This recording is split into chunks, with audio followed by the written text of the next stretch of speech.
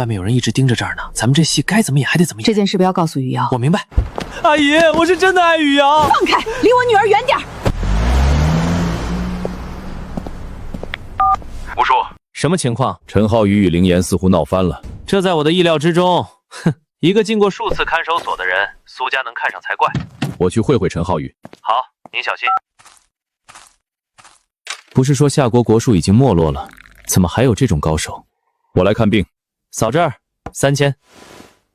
现在可以看了吗？看完了，你没病，可以走了。你在玩我？别说的这么难听，是你先来消遣我的，我是一报还一报。我要跟你打一场，我赢了，你立刻跟苏雨瑶分手；我输了，立刻走人。何家让你来的？是又怎样？何顺东自己做鸵鸟，把你这位画境巅峰的高手推了出来。这规则也是他想出来的吧？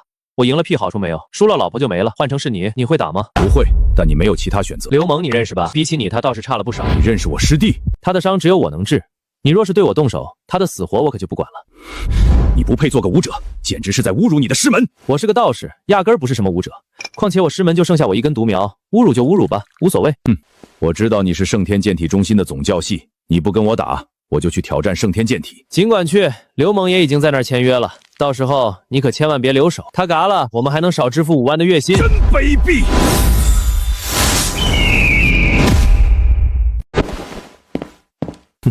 这个家伙挺有意思。老苏，什么事儿？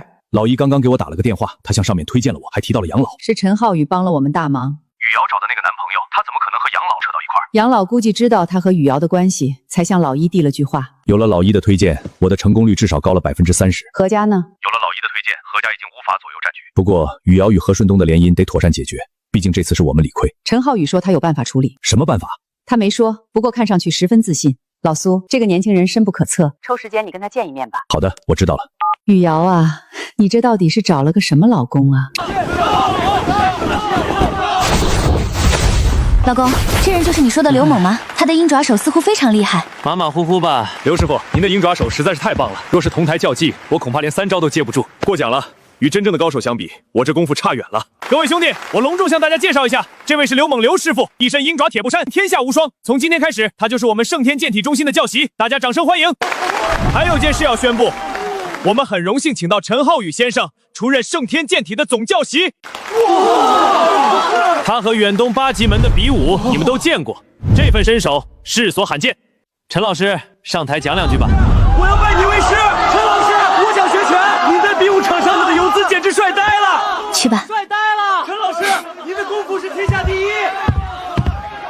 我这一脉名叫逍遥宗，创派祖师是逍遥真人，他老人家在116岁的时候创出了这套无极拳，取的是无有穷极的意思。陈老师，我们能练吗？无极拳不仅仅是武学，更是道法，基本上没有人能够练成。你能打一遍给大家看看吗？无极拳重内不重外，就算打100遍，你们也看不出其中的奥妙。不过既然做了圣天剑体的总教习，总不能让大家伙失望，给大家演示一套降龙掌吧。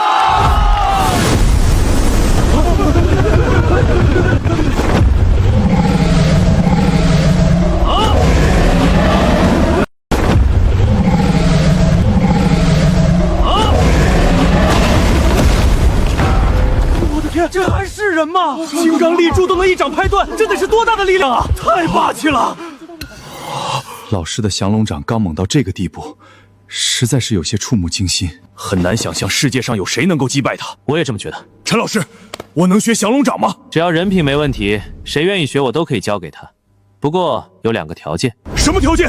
一是要有画境的修为，2是加入逍遥宗，正式拜入我的门下。第2个条件没问题，可这第1个条件太难了。陈老师，我们是不是永远都没办法学降龙掌这样的功夫了？这本来就是逆天而行，若是强行修炼，轻则全身瘫痪，重则能去跟阎王爷喝茶。那能不能学其他次一等的功夫？我可以教大家一些增强气血的基础性功夫，基础练好了，可以不断进阶深造。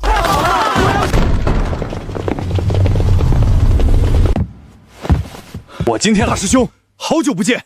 小猛，你的伤怎么样了？陈老师给我开了个药浴方子，连着泡了2个晚上，现在一点都不疼了。陈老师，你说的是陈浩宇？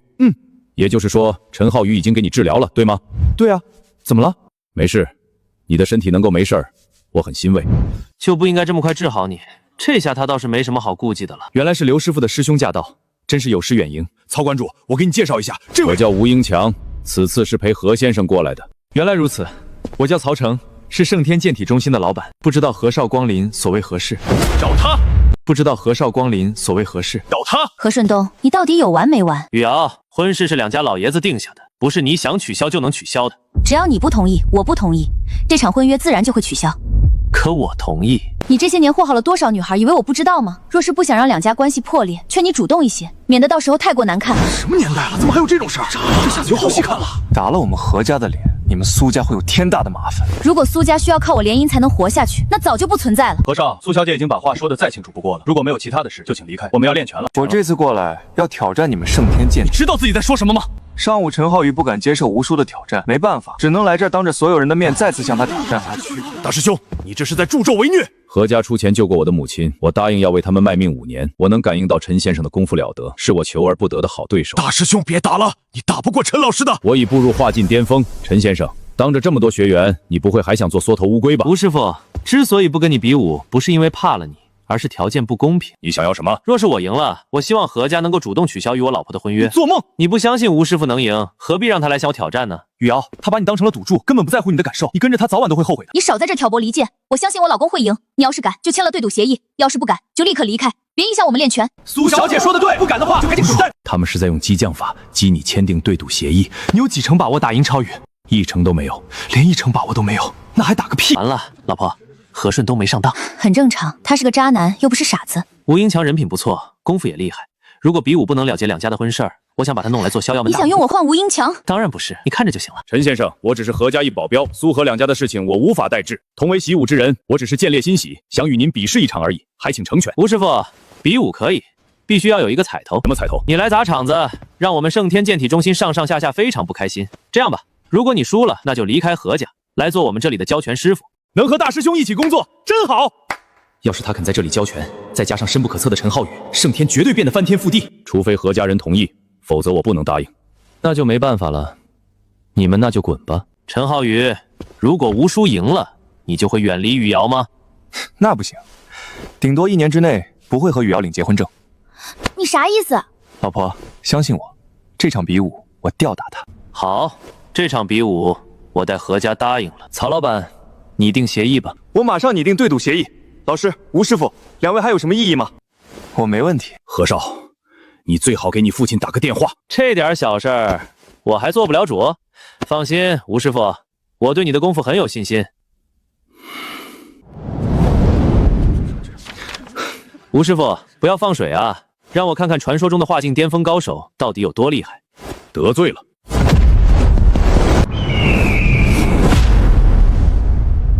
哇塞，好厉害！这就是化境巅峰高手吗？简直太牛掰了！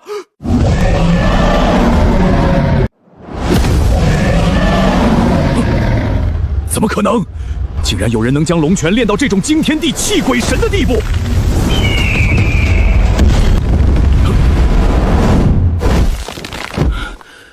一掌击败化境巅峰高手，这绝对是天下第一。带降龙2个字的掌法都强大的不行。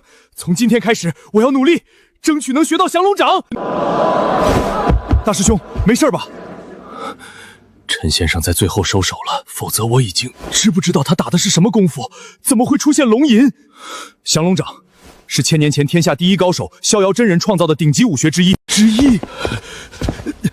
难道还有更厉害的武学？陈宗主的镇邦武学是无极拳，降龙掌还要次一级。承让了，我习拳30多年，到化境天峰自认无敌，今日方知坐井观天，佩服佩服。欢迎吴师傅的加入。我明白，何少，再会了。吴叔是故意输的吧？你在侮辱我！你想干什么？你辱没武学大宗师，若成法制保护，仅凭此言，吴叔父能把你挥扬喽。放他走吧，我会亲自与何家解释。功夫再高也怕菜刀，给我一支现代武器，能把你们全扫成蜂窝。屁话真多。正好借机接近他，把劫脉针法留在他身上。找死！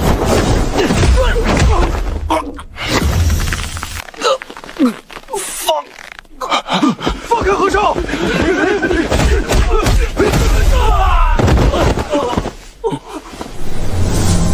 大胆，何顺东，拿命来！老公，别冲动，若是把他杀了，我们怎么办？还不快滚！你在等什么？还不赶紧走！快走！好了，大家开始练拳吧。吴师傅，咱们去会客室聊聊，如何？好，欢迎吴师傅正式成为圣天剑体中心的拳师。大师兄，咱们又能在一块练武了。这是我的荣幸。陈先生，我有一个问题想要请教您。你想问我是什么修为，对吗？没错，自身境界我也难以自辩。化境之上为丹境，丹境之上乃刚境。你一掌败我，修为至少比肩刚境。我卡在化境巅峰年，听闻小猛岩贵派武学高深，不知陈先生可否指点一二？欲学降龙掌这等顶尖武学，须备2事：其一，修为达化境是根基；其二，入我逍遥宗成为真传。我愿意加入逍遥宗，拜您为师。真是个武痴，敬茶吧。请师傅喝茶。师傅，请。师傅有点突兀。这样吧，我叫你老吴，你叫我老师。是，老师。好，从今往后，你就是咱们逍遥宗的大师兄了。二位不是逍遥宗的人吗？只有化境高手才能成为逍遥宗的真传弟子，标准是不是太高了？陈老师，你有没有想过将逍遥宗的功夫发扬光大？没有，我想要自在一点。你能眼睁睁地看着好功夫失传吗？说的有道理。你想说什么？我提议您于剑体中心重旋逍遥宗牌匾，效仿名门，广收门徒，传承宗门武学。我最多收12个徒弟。世上高手寥寥，望您稍稍放宽入门门槛。说得对，化境挥缺，我自行培养。化境为真传学顶尖武学，暗境为内门做储备。那明境武者呢？连暗境修为都达不到，哪有资格入我逍遥门下？那您还有其他要求吗？有教无类，品行端正，有心向武，资质尚可，便可受益，不问出身门派。如此说来，家师门下弟子若有意，皆可学习逍遥宗武学。当然，可我愁的是数十套武学尽存脑中，整理成册需2、3月，费时费力。这不简单，录视频啊！今日起封你为传功长老，则30门武学录制由你保管。没问题，里面有无降龙掌之类的功夫。顶级功夫只能亲传，就这么定了。曹成，还差12招练体术，今晚练完，明晚录视频兼授老吴降龙掌。你真要重新立起来呀？我必须担起责任。老婆，你可要加油了，争取把冰玉功练到大成。那是什么境界？国术分2道，一修肉身，打破虚空，见神不坏，授予150。此道女子先天吃亏，难修成；二修心神，至诚可预知吉凶，是圣人境。如遇暗藏凶险，常人无感，自身却能明明察觉避险。第6感？对，至诚之道的人却能完全掌控。太厉害了，我能做到吗？我会帮你的。太好了，那以前有多少人练到至诚之道了？我也不知道有多少人，但老婆你天资聪慧，我相信你可以的。哼，谢谢你啊。别忘了我明晚的演唱会啊！忘不了。董大明星，请问你什么时候搬走？明天早上。太好了。陈浩宇，你就这么盼着我走吗？废话，这么大个电灯泡，谁能高兴？哼，也不撒泡尿照照自己长什么模样。董飘飘，就凭这一句，你的清纯人设要崩掉喽？无所谓，姐靠才华吃饭，不靠人设。牛叉。好了，飘飘，等你结束，一起去庆祝一下，如何？必须的。少来，每次都是有事儿才想起我，谁让你对我最好嘛？董飘飘，我发现你这脸皮比我都要厚不少。谢谢夸奖。不扯了，我去书房写东西。观察了这么多天，我发现他真的挺不错，可千万不要错过了。属于我的就是我的，你别看他平日傻了吧唧，眼光可高着呢。我真为你高兴，等你结婚，我给你做伴娘。我们举行道家婚礼，没有伴郎伴娘，那是什么流程？不知道。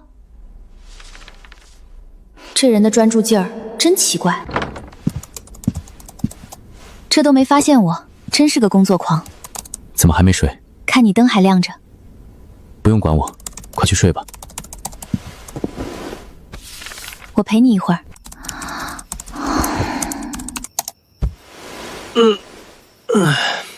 12门功夫的修炼要点总算完成了，就在这儿好好睡吧。浩宇，醒醒！青青刚发信息给我，说何顺东昨晚在一个外国女人身上晕倒，直接被送进了急诊。这事儿与你无关，老婆，我又不是神仙。太巧了，你之前说要让他出丑，结果真出事了。我靠，连你都认为是我做的，那何家会不会也这么认为？以何家的势力，想要调查我很简单，真是百密一疏。我明天去医院上班，刚好去打探一下情况。怎么又上班？不是调整了吗？医院上午比较忙，我闲着没事不好。作为康安医院的第2股东，我真欣慰啊。早点休息，明天还要练拳。不愧是天才，才4天就把冰玉拳打得有模有样。要不是我直接得了逍遥真人的传承，纯比资质我还真比不过他。董飘飘，你干嘛老这么看我？陈浩宇，你是个医生，应该知道讳疾忌医的故事吧？当然。你要是有毛病，就去看一下。几个意思？飘飘，他的身体好着呢，你有话直说，不要打哑谜，行不？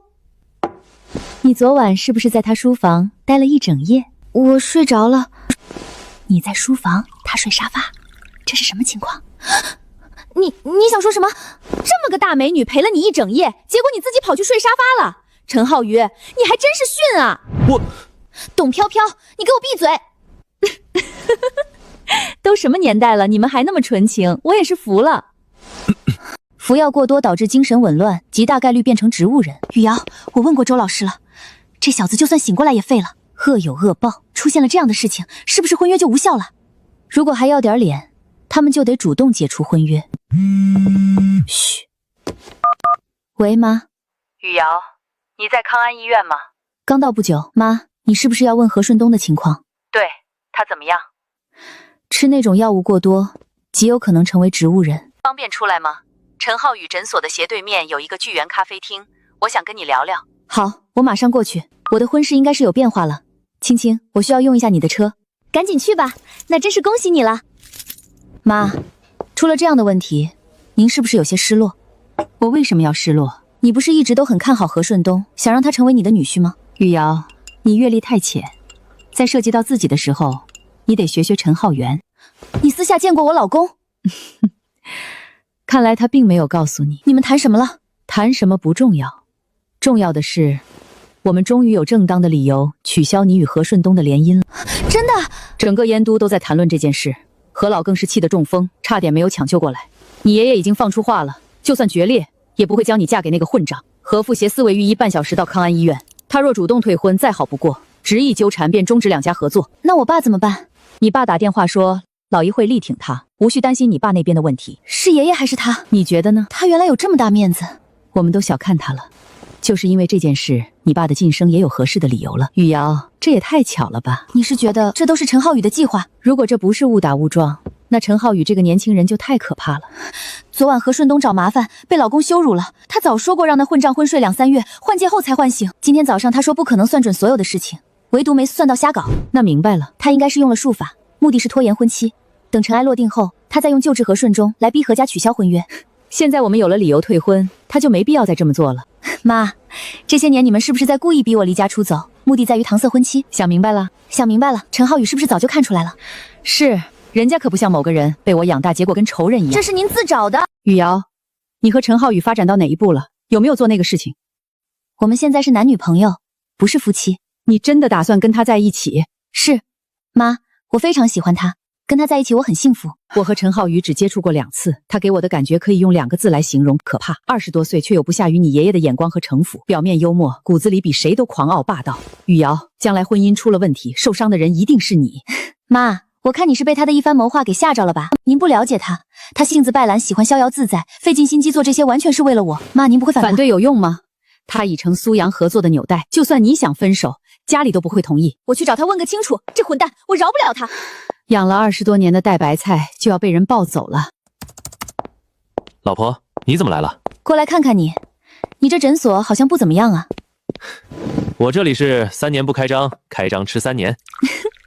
你当自己开的是古玩店呢？这还不到1个月，我已经凭诊所赚了1000多万了。尝尝最上乘的西湖龙井，8万块1两。你的生活标准已经到这个地步了吗？曹城给的，他们曹家在杭州有茶园，前几天送了半斤，挺不错。色泽翠绿，香气清幽，口感甘醇，确实是好茶。我不喝茶不代表不懂品茶，我爸、爷爷、外公都喜欢，耳濡目染也懂一些。老公，刚刚我和我妈见了一面，她把所有事情告诉我了。不好，老婆大人来兴师问罪的。我问你几个问题，你要老实回答我。你问。知无不言。你让杨老帮你提婚，是不是为了达成苏家和杨家的合作？有这个想法，但不确定能不能实现。杨老出手帮你们苏家了，对吗？对。那就好，看来我这个人情挺值钱。何顺东昏迷是不是你搞的鬼？是，昨晚我悄无声息给他下了点佐料，想用他的小命逼何家取消婚约，没曾想这傻逼好色成性，搞出这种事。应该用不着我出手了。老公，何家不是好惹的，他们会对你大打出手的。何家2代3代没出色人才，全靠何老撑着。他们若不老实，我不介意让何家人下去跟阎王爷喝茶。你疯了！天地不仁，以万物为刍狗；圣人不仁，以百姓为刍狗。对我们不敬，不死谁死？你这也太霸道了吧！逗你呢，老婆。犯法的事情我是能不做就不做。你吓死我了！我和他的婚事是不可能了。你打算什么时候唤醒何顺东？那就要看何家什么时候来求我给何顺东治病了。我的要求不高，给我5000万。老公，你有没有觉得自己有点过分？何顺东毁了多少女孩，他做的难道就不过分了？你就这么确定别人治不了？听说何家带了4个大内御医过来，就算来400个大内御医也没用。老婆，你放心，何家让你难受了这么多年，我这次一定给你好好的出一口恶气。我是不是应该谢谢你？不用谢。只要你让我晚上去你屋里睡觉就行了。想得美，我走了。顾老，怎么样？我和其他3位的诊断完全一致，有可能是今天，也有可能是一辈子都醒不过来。嫂子，惭愧，顺东做出了这么丢脸的事情，都是我教子无方。您和凌小女士、雨瑶能来看望他，我真的是非常感激。这是应该的。现在最重要的是把顺东的病治好。雨瑶，你曾经在斯坦福医院进修过一段时间，认不认识神经方面的专家？斯坦福医院的院长克莱尔先生是西方最好的神经学专家，如果能够将他请过来诊治，那是再好不过了。我们知道克莱尔的大名，今天就会派人去灯塔国请他。雨瑶，我有件事情想问你，关于你和顺东的婚事，你是怎么想的？孟阿姨，我的态度您应该非常清楚才对。玲姐，当初苏老让雨瑶与顺东订婚，你们好像并没有执行吧？我们怀疑你们苏家一直在耍我们何家，现在顺东出事了，你们便赶着解除婚约，你们不觉得很过分吗？孟秋竹，你这是在说我们苏家，还是在说你们何家？从18岁上大学开始和顺东换女朋友的速度比换衣服还快。孟阿了您愿意嫁给一个好色如命的渣男吗？你给我走开，我们不欢迎你。作为一个母亲，我的态度是绝对不会把女儿嫁给一个好色无度的渣男。小青、雨瑶，我们走。看何家收与孟秋竹的态度，他们似乎已经做好了与我们苏家决裂的主意。妈，浩宇应该能让何顺东醒过来。你确定？姐，您忘了，他将杨老夫人给唤醒了。雨瑶，你给陈浩宇打个电话，问他能不能来一趟。喂，老婆，什么指示？我靠，谁跟你在一起？妈，小姨和姨父都在我身边。完了，我这光辉形象算是跌落到谷底了。陈浩宇，你觉得你的形象很光辉吗？这倒也是。好了，不跟你贫了。我妈想请你来医院把何顺东唤醒。阿姨，我觉得这事儿不用着急，还是等他们找遍了国内外的名医，始终束手无策，濒临绝望时，我再去一趟吧。让何家求您帮忙找我治疗，和我主动去治疗，完全是两码事。你确定国内外的名医都治不好何顺东？确定。您和苏老无需在雨瑶的婚事上与何家纠缠不清，我会利用何顺东的事儿，让他们主动取消婚约，同时让何家欠你们一个人情。如此一来，既达到了我们的目的，又不伤两家的和气，一举两得。小陈，忙不忙？我把小信带来了，你给我看看。我说杨老，您不在家陪曾孙玩，跑我这儿干嘛？阿姨，我这里……你忙吧，帮我向杨老问个好。明白。杨老，谢了。我只是帮忙说了2句好话而已，人家同意推荐，主要还是看好你那个未来岳父的品行和政绩。你若是真的想谢我，就帮我搞定小信不爱说话的事儿。怎么了？去医院检查了吗？不知道为什么，小信到现在都不会说话。去医院看过，医生说一切正常。不是生理上的问题，那必然就是心理上的问题。所以这不来找了你吗？你神通广大。这孩子被抱走后，应该是亲眼看到了远超心理承受能力的事，甚至与说话有关，才造成了严重的心理障碍。小信，到哥哥这里来，好不好？这是小信第一次看到陌生人不害怕。来，过来坐到哥哥腿上，我给你变个魔术。你先摸一下我的手，是不是很烫？我能让这只滚烫的手瞬间变得寒冷如冰，你信不信？这样吧，咱们2个打一个赌，如果我的手不冷，算我输，我就带你去商场买玩具，那就是我赢了，你只要叫我3声好哥哥就行了，怎么样？是不是很厉害？那我是不是赢了？既然你输了，是不是该叫我3声好哥哥？好哥哥。孩子终于开口了。宝贝儿，哥哥的耳朵不好使，听不清楚你说话的声音，你能不能大点声？好哥哥。我怀疑这是自闭症。小新应该是被某个可怕的事情给吓着了，导致他不敢出声。会不会是那些可恶的人贩子导致他不敢再说话了？有这个可能。我不明白他为什么跟你能够正常交流呢？只要在我周围10米的地方，不管什么样的孩子都会愿意跟我亲近。这么说吧，方圆10米的范围就是我的道场，越是心思纯净的人，心中就越会跟我亲近。小陈，你既然看出了小信的问题，那也应该有解决这个问题的办法吧？灭魂术。什么叫灭魂术？这名字有点吓人。所谓的灭魂术，并不是要灭掉人的灵魂，而是清除人的记忆。小信的年纪太小，那件不好的事儿对他的影响太深，长期下去，自闭症只会越来越严重。所以最简单、最稳妥办法就是清除记忆，一切从零开始。这个灭魂术会有什么负面作用吗？他会忘掉以前的一切人和事，相当于清空大脑，但会保留基本的生活技能。杨老，小信应该不认识你们了吧？能认识才怪，就连他的母亲，他都有点害怕。如果是这样，那么现在就是施展灭魂术的最佳时刻。杨老，您还是回去跟家人商量一下吧，我也需要时间制造灭魂针。乖，我答应你，明天还来找你玩。好。老婆，明天上午我去杨老家做客，你有空吗？要不要一起？我去的话，会不会不太合适？这有什么不合适的？咱们两个的事儿，杨老都知道了，还答应将来帮我去你家提亲，于情于理，你都应该去跟他见个面。只要你觉得合适，那我就去。对了，礼物呢？你准备好了吗？总不能空着手吧？我画了一幅山水画，明天早上再去买点好一些的水果就行了。山水画的确是最合适的礼物。走吧，演唱会快开始了。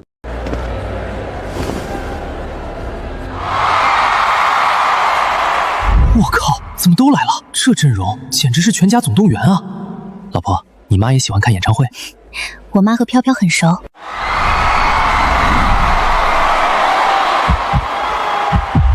老婆，你说董飘飘不会公报私仇，把我给弄上去？不会吧？你这个闺蜜心眼坏得很，搞不好我就知道这个董飘飘没安好心，想让我上台出丑。现在幸运歌迷找到了，让我们用热烈的掌声欢迎这位帅气的先生上台，好吗？姐夫好可怜，这次他算是被飘飘姐坑惨了。他不知道自己要上台。当然，除了我们3姐妹，谁都不知道。这下子有好戏看了。这位先生，请问您贵姓？姓陈，您可以叫我陈逍遥。陈先生，您这名字还真是超凡脱俗呀。请问您常喜欢听我的歌吗？抱歉，我是陪我女朋友来的。我的歌，你真的一首都没有听过？是，我看您还是换一个人上来吧，我真的不会唱您的歌。今天能从数万歌迷中抽到您，这就说明我们有缘。不会唱我的歌没关系，你也可以演唱其他人的歌，反正不管怎么样，您都得表演一个节目才能下去，大家说好不好？陈先生，您看表演什么节目呢？我看到您的乐队里有笛子，我可以借用一下吗？您会吹笛子？会。完了，这下玩脱了。好，那就让我们一起听一下陈先生的笛子演奏。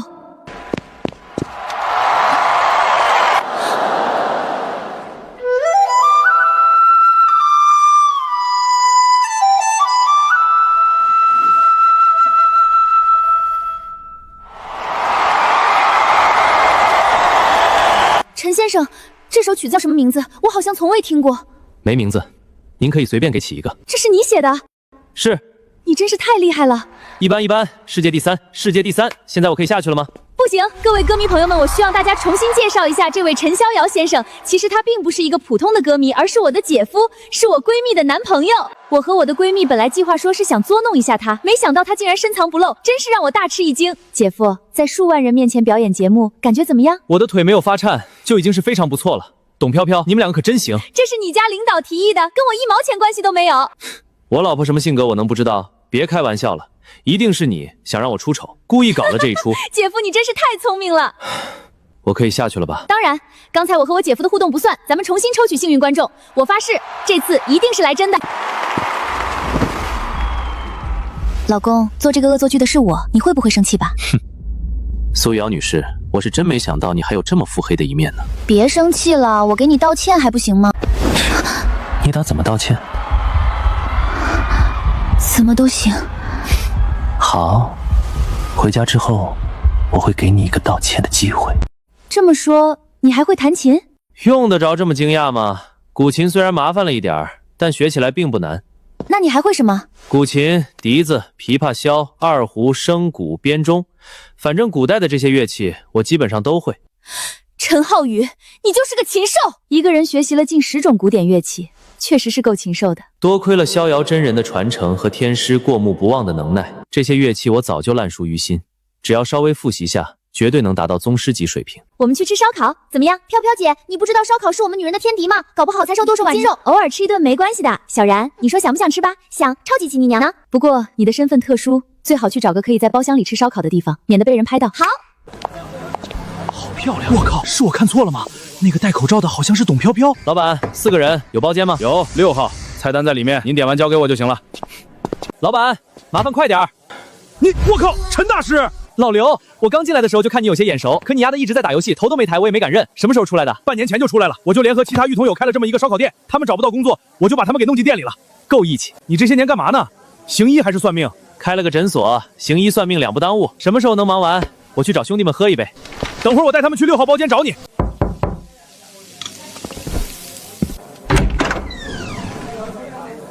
哈哈哈，力哥海报，好久不见。哎呀，我不知道这里有3位大美女在，真是不好意思打扰你们吃饭了。老刘，我给你介绍一下，这是我老婆苏雨瑶，这是她的妹妹李小然。至于这位音乐天后董飘飘，我去，陈大师，你怎么不早点告诉我？刘大哥，快请坐。这个我们都是粗人，还是不打扰你们了。这次过来主要是想跟陈大师喝一杯。老婆，我跟老刘他们出去聊聊天，你们吃完了给我打电话。好的。那个董小姐，我是您的粉丝，您能跟我合个影吗？当然没问题。能不能再加上一个我？都可以。兄弟，你太牛了，竟然找了一个天仙做老婆，还跟董飘飘那么熟，你这是要混娱乐圈了吗？不是跟你说了吗？我开了个诊所，董飘飘是我老婆的闺蜜，她这次来开演唱会，一直住在我们那里，差点没把我气死。宇哥，你这是身在福中不知福啊！若是董飘飘住在我那儿，我就是少活10年都愿意。没出息。对了，你们怎么就突然决定改做烧烤了？说实话，我现在是悔不当初。如果当年不是太过冲动，如今我兴许已经是公务员了。谁说不是？我之前跟的那个老大犯了事儿，去工地搬砖都没人要了，更别说进什么大公司了。幸好碰到了刘哥。不管怎么样，有了这么一个稳定的工作，最起码大家未来都有着落了。这里也快经营不下去了。为什么？我看店里的生意挺好呀，房租调到了1年40万，我们1年累死累活也就60万左右的利润，给他40万，我们还不得去喝西北风啊？他是不是看上你们的烧烤生意了？是红六。红六，他也出来了。红六，3天前，红六带着手下来吃烧烤，与我们起了冲突。原本已经签完合约，同意把房子做给我的房主，宁愿给我3万的罚金，打把价提到40万。你打算怎么办？不干了。你也知道，我让他们去学维修了，准备搞一个大型汽车维修厂。这么讲义气的老大，的确是少见。一个大型汽车维修厂建起来，恐怕需要不少钱。你搞定了吗？我能拿出80万，再去银行贷款120万，应该就能搞定了。老刘这面相，未来的财运竟是出奇的好，可不能白白浪费了。老刘，不用去贷款了，咱们合伙搞一个厂子怎么样？陈大师，你这话啥意思？一个维修厂的利润让近30个兄弟分，最多只能维持正常生活。我的意思很简单，在沿海的4个方向各开一个中型汽车维修厂，形成一个连锁汽车维修。若是你的管理能力足够好，兄弟们的技术能力足够强，说不定还真能做大做强。陈大师，你知道4个中型维修厂需要多少钱吗？最少700个，我给你800个，利润4-6分，我4你们6。如何管理和运营能把7日收线搞起来？我不介意再给你们只收几百个。老刘，我就问一句，敢玩吗？有什么不敢的？只要给我机会，我保证能把汽车维修厂干起来。我现在需要你找到开维修厂的4个位置，同时给我写一份规划书。什么时候把2个事情搞得差不多了，我就什么时候给你打钱。1个月之内我就可以搞定。宇哥，你怎么会有这么多钱？小龙，别瞎打听，没什么不能说的。前些日子我买了一块石头，开出了棕榈翡翠，赚了8000多万。我靠，宇哥，你这运气也太好了！谁说不是？自从跟我老婆谈起了恋爱，我这财运是一路爆棚呀。这次投资你们的汽车维修厂，我相信也一定能够成功。那还等什么？为了汽车维修厂的成功，大家干杯！刘大胖子，你给我出来！是红六，他肯定是来找麻烦的。靠，太欺负人了，老子跟他拼了！合约到期，我们自然会走。上一个合约是你和房主的事儿，跟我无关。再有半小时，这个店铺就是我的。只要你不把里面搬干净，我就全给你砸了。你可能忘了当初我是怎么进医院的了。我缝了12针，这个数字我一辈子都忘不了。看来我们之间是无法和平共存了。你说对了，我的目标就是让你和你的那群兄弟全都去喝西北风，你就不怕我们？就是给你吃了雄心豹子胆，你他妈敢吗？少废话，赶紧给我搬！你敢？红六，你动我这里的一张桌子，我就要你的命！把兄弟都叫过来，跟他们干！然后呢？所有人都再次进看守所，待上个1年半载。那怎么办？总不能任由他把我们的店给砸了吧？为什么不让他把店砸了呢？我明白了。你是想让我们用这些不值钱的玩意儿狠狠地坑他一笔，只要他敢砸，我们就敢要个10万8万的。小龙，东西不值钱，值钱的是人。碰瓷儿会不会？还有那个无良的店主，没等合约到期，他就把店租给了别人，这严重违背了租赁协议，必须赔偿。高啊！陈大师这招借力打力。老刘，只要你们4个人把戏演好了，这不比打架进看守所强？宇哥，这也太阴险了！从今天开始，您就是我崇拜的偶像。对付卑鄙无耻的人，你就要比他们更加卑鄙无耻。视频的事好办，我这里有好几个针孔摄像头。这群人真是无法无天。小然，你能不能给你爸打个电话，让他派附近的警务人员过来？我担心老刘他们会有生命危险。姐夫，你不是说自己的功夫很厉害吗？难道连这些混混都对付不了？主要是我怕来兴趣了，控制不好力道。小然，赶紧给姨父打电话。好，我这就打。爷，我还想看一下热闹呢。等打起来的时候，我把车停在正门口，刚好可以让你们看到整个场面。这个主意不错。红六，现在这是法治社会。刘大胖子，我还以为你能召集多少人过来呢，闹了半天，原来就你们4个呀！看来你是真不行了。红六，你要干什么？刚子，你带一些兄弟给我把店砸了，其他人跟着我狠狠的就教训一下他们。上！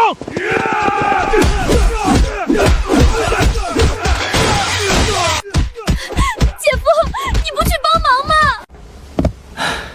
老婆，你真是太聪明了。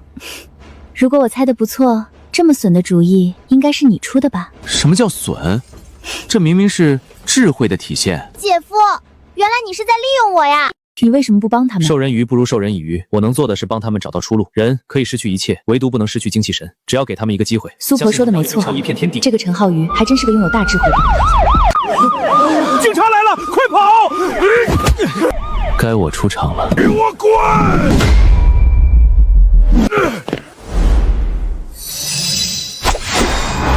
哎呦！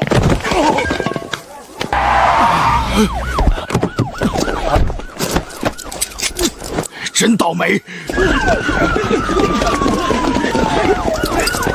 我是医生，可以给伤者做一下紧急处理。你跟这4个伤者是什么关系？朋友。行，麻烦你帮忙看一下。明天一早，我会带律师去医院看你们，一定把自己的伤往严重了说，明白吗？什么情况？相当严重，必须立刻去医院做一个全方位的检查。救护车马上到。这位警官，燕海的治安什么时候这么差了？光天化日之下，竟然出现这种事情。放心，我们会秉公办案。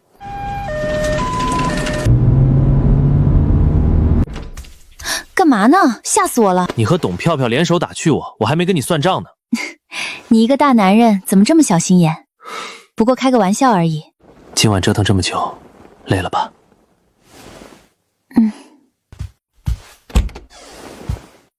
你看着随性洒脱，心里最通透善良。你费心给他们铺路，谋长久出路，这份格局很难得。也就你能看懂我这点心思。您怎么称呼？朱贵东，朱律师。我这4个兄弟什么情况？验伤报告显示都是重伤，按照法律规定，对方会以故意伤害罪判处3年以上的监禁。能私了吗？同意私了，每人的赔偿金最少200万。后面的事儿就麻烦您了。我现在就去找那个红六谈谈。这是要把建厂的钱都赚回来呀！机会当然要好好把握了。伤没事吧？红六明显留手了，他会不会宁愿选择进局子，也不跟我们私了？红六的那些沙场1年能收入多少钱？怎么着也得500-600万。进去3年，损失1800万，私了只需要赔偿近1000万，还能获得3年的自由。换你，你怎么选？肯定私了。如果红六还是选择公了，那我们就认了。放心，什么都别说，一切交给朱贵东律师解决。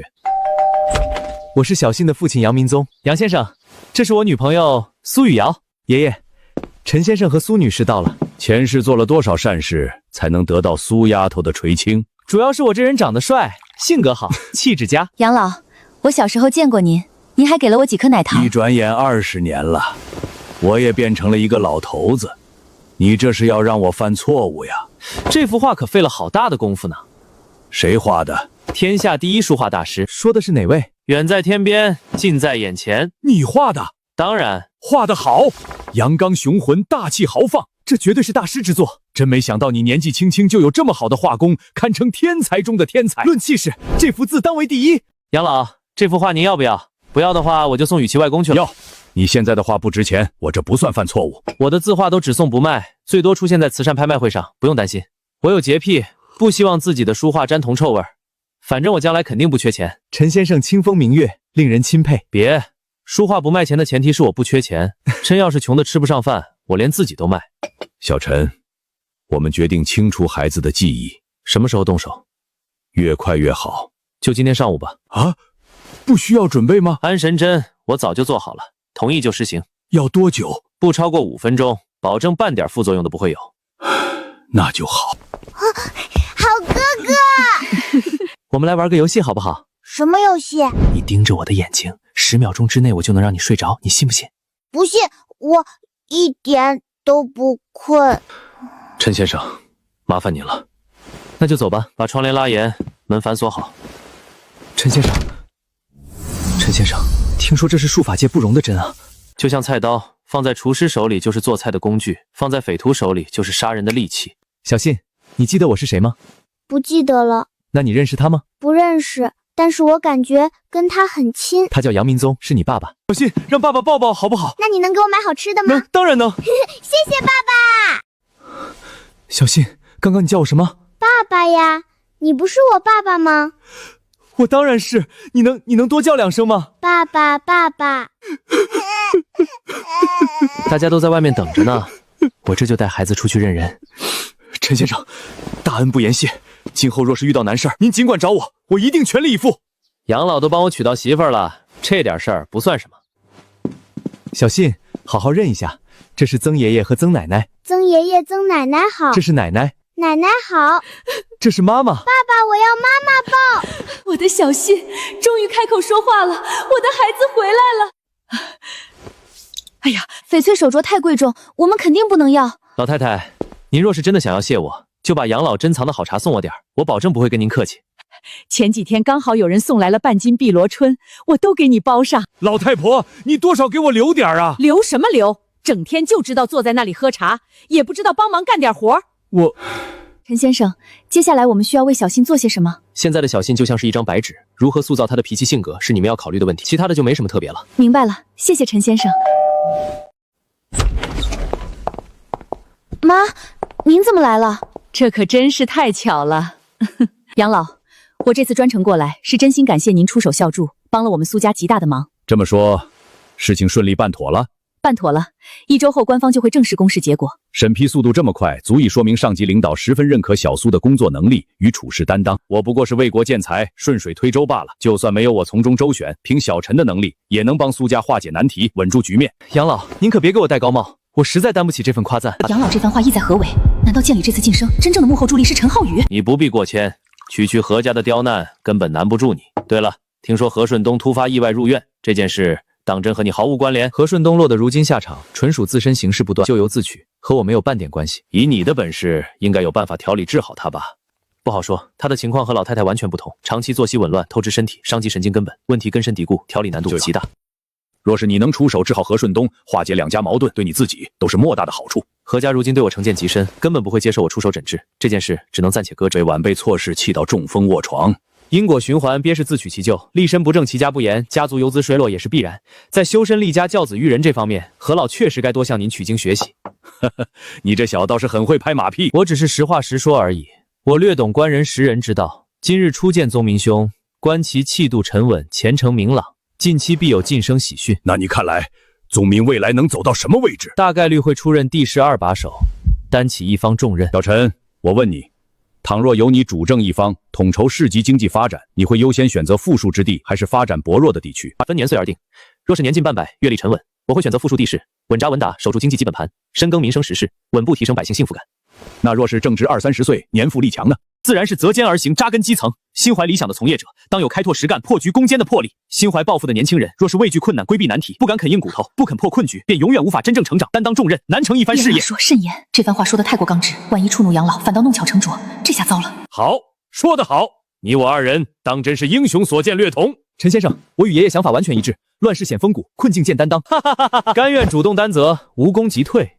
你当真舍得辛苦打拼的仕途？大丈夫立身于世，当以实教立身，以初心立身，无愧于民，无愧于心，有何不舍？宗明兄，我信你定能成事。改日有空，咱们好好小酌一杯。我很欣赏你的格局与担当。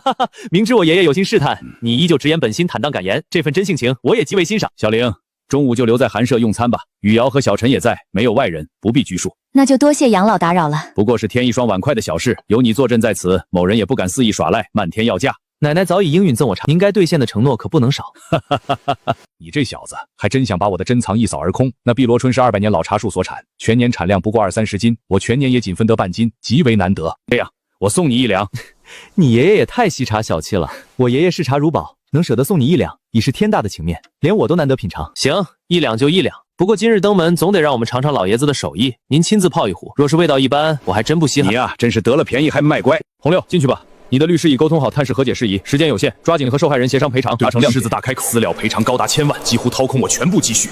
可若是拒不和解，必将面临严厉处罚，多年打拼的基业也会彻底付诸东流。刘兄弟，是我不对，今天专程过来跟你道歉，咱们好好谈谈和解的事情。刘大胖子，你敢跟我玩阴的？警察同志，这人说话太臭，麻烦你们把他带回去吧。洪六，如果你的态度不好，只能走法律途径了。洪先生，从相关证据上看，您的刑期应该在5到9年之间，以我的能力，最少可以判您7年。如果您觉得1200万比7年的牢狱之灾还要重要，那咱们就没必要谈了。爽，一顿揍换1200万，我的天！刘大能，我认栽，但是1200万我实在是拿不出来。你能拿出多少？400万。洪六，我们4人全都被你打成了脑震荡，你想用400万了结？换了你，你会同意吗？你敢说？当时不是你们4个故意凑到我面前让我打的？洪先生，您不仅没有表现出要和解的诚意，甚至还在这里污蔑我的当事人，这是我们绝对无法接受的吧？刘大能，我就是倾家荡产也拿不出1200万，大家相识一场，没必要赶尽蛇绝吧？商量赔偿金之前，你是不是需要给我们道个歉？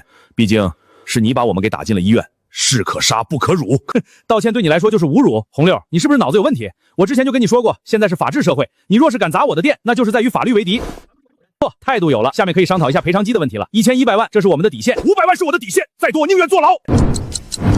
一顿揍换850万，刘大能，你老实告诉我，谁给你出的这个主意？就凭你们4个猪脑子，能想出这样的损招？洪六，敢当着我们的面说这种话，你是在向我们警务司挑衅吗？不敢。朱律师，2位警官，我们既然已经和解，我和兄弟们是不是可以离开了？洪先生，刚刚签的是您个人和他们4位的和解书，并不包括其他人。什么意思？意思是除了要赔偿刘先生的损失外，还要在看守所里最少待1个月。朱律师，谢谢了，相关费用我出院之后会立刻付给您。我只是跑了个腿而已，没有帮多大的忙，律师费就算了，没有其他事，我就先走一步了。好的，朱律师，慢走。小陈，你别嫌弃，有些人太抠，把茶叶都藏了起来，我没有找到。没关系，当将军的嘛，比咱们普通人抠点很正常。反正茶叶就这些，你说的再多，我也不会多给你半两。小陈，我有个问题想问你，你既然是个孤儿，又是怎么知道自己姓陈的？我本不知身世，名字是师父不悔道人所取，他俗家姓陈，我便随了陈姓。贵姨，有什么问题吗？没有，我就是随口问问。那我们走了。冰珍，你是看出什么了吗？爸，我初见小陈就觉得眼熟，今天细看，他眉眼很像我表弟陈明廷。你确定？不太确定。明廷出国后，我和他3年没见了，但他确实有个孩子出了意外。那个孩子不是已经确定了死讯吗？当时大家都以为孩子在洪水遇难了，没找到尸体。他要是活着，正好和小陈一般年龄。陈明廷身份特殊，他的明廷集团关乎国家能源安全，没确定关系前，千万别声张。我明白。明廷集团已有优秀继承人，小陈若真是那孩子，怕是又要掀起一场大风波。老头子，我看你是在杞人忧天。什么意思？小陈超凡脱俗，就算真是陈明庭的儿子，也绝不会继承明庭集团。财富动人心，这么大的产业，换成任何一个人，恐怕都不可能无动于衷。我对小陈有信心。希望如此吧。顺其自然吧，兴许桂姨是搞错了。贵宾真定是看出我与某人相像，那人极可能是我亲生父母。贵姨熟悉的人非富即贵，我应该没那个运气。小陈，假如你父母是坐拥千亿产业的大富豪，你会怎么做？林阿姨，您是问我会不会继承吧？我明确的告诉您，不会。为什么？明乐与我如浮云，区区数千亿资产根本困不住我。妈，您就不要试他了，名利太小，这不是我们想追求的。你们两个真是够傻的。阿姨，谁傻谁聪明，不到最后还真不好说。也许你们才是对的，我还是要谢谢你，没你，雨瑶他爸不会顺利走上那个位置。阿姨，光说没用，您真心谢我，就来点实际的呗。你还真是会顺杆爬，那你想让我怎么感谢你？我的要求不高，只要您同意收我做女婿就行了。你们的事儿，我的意见好像并不太重要。谁说的？婚姻大事，女儿嫁人得不到父母祝福，会是一生的遗憾。你真没这么想？当然，得不到你们的祝福，不只是雨瑶的遗憾，也是我的。小陈，只要雨瑶同意，我和他爸不会有任何意见。妈，你说真的？当然是真的。妈，谢谢你。进！我不是治水的大禹，到了家门都不进去。妈，你就不该问。外公好。你叫我什么？阿姨同意了我和雨瑶的婚事，我提前叫您外公练练，您别介意。哈哈哈，你来认亲却空着手，未免太没诚意了吧？外公，这是夏国顶级碧螺春，我从杨上将那儿弄来孝敬您的。真的假的？能好茶吗？